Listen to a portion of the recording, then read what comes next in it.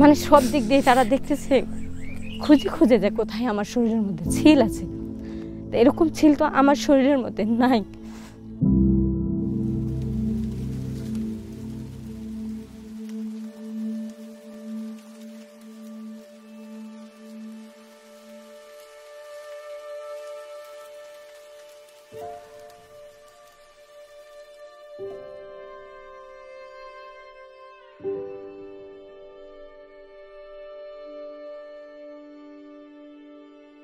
উনি যে আলাপগুলো করে, যে কথাবার্তাগুলো বলে, খুবই ভালো লাগে।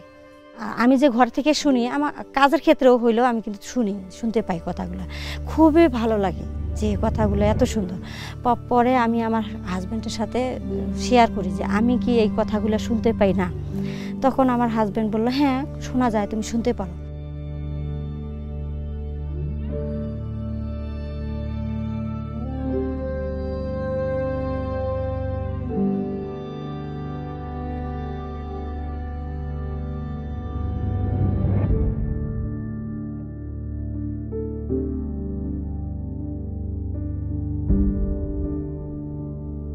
পরে কই যে খ্রিস্টানদের বইতে এটা কেমনে হয়, এটা খ্রিস্টান, এটা তো খ্রিস্টান নয়, এটা মুসলমান।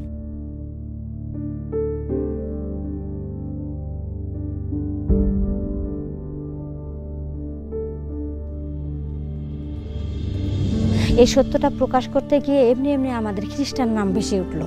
কিন্তু তারপরে ধীরে ধীরে ধীরে ধীরে বুঝতে পারলাম যে এই তৌরুজ জব্বুর ইনজিল অনুসরণ করলেই খ্রিস্টান বলা হয়।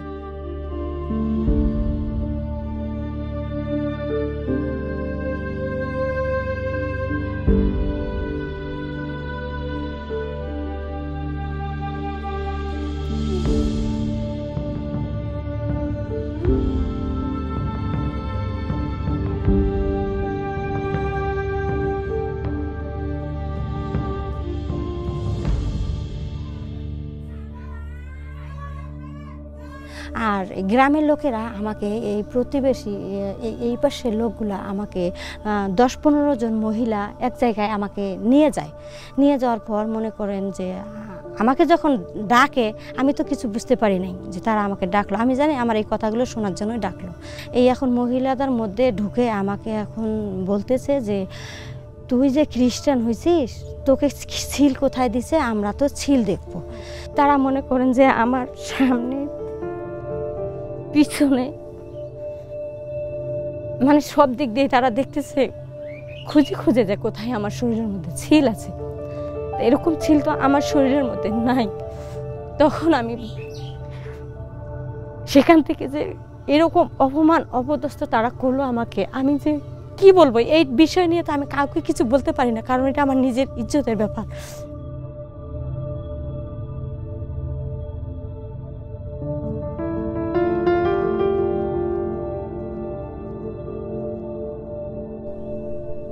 মানে ডেট করছিল, এমন একদিন ডেট করছিল যে অমুক দিন আমরা তার বাসায় গিয়ে আমরা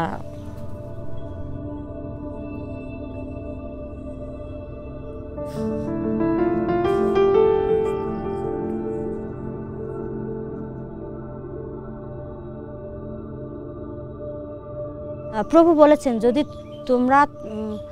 তোমাদের বেঁচে থাকতেই হয় তাহলে আমার জন্যই বেঁচে থাকো, আর যদি মরতে হয় তাহলে আমার জন্যই মারা যাও।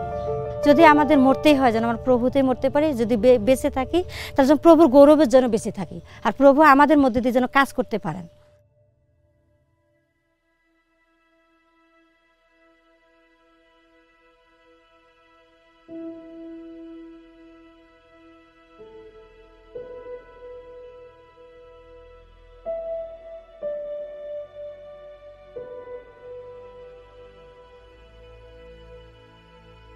এটা নারীদেরকে নিয়ে করতে হয়, যে যেমন অনন্য আমরা যেমন মুসলিমদের মধ্যে যেমন কোনো নারীদের কোনো গুরুত্ব নাই, কিন্তু আমরা যারা ইসাইদের মধ্যে নারীদেরকে গুরুত্ব দেওয়া হয়। নারীরাও যেন বেহেশতে যাইতে পারে এবং এক একজন নারীরাও যেন প্রত্যেকজন অনন্য হয়ে উঠতে পারে।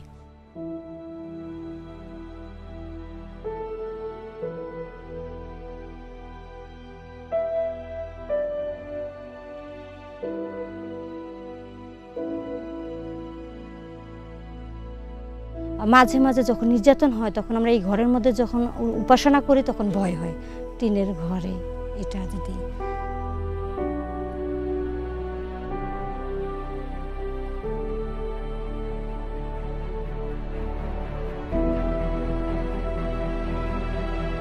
আমাদের বাংলাদেশি নারীদের, মুসলিম সমাজের মধ্যে নারীরা অবহেলিত।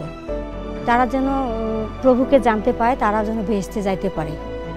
আমরা যেমন জেনেছি এত নির্যাতন হওয়ার পরও আমরা প্রভুতে বিশ্বাস হয়ে স্থির আছি। প্রার্থনা করবেন আমরা যেন স্থির থাকি এবং আমাদের মধ্যে দিয়ে যেন অনেক নারীরাই পরিত্রাণ পায়।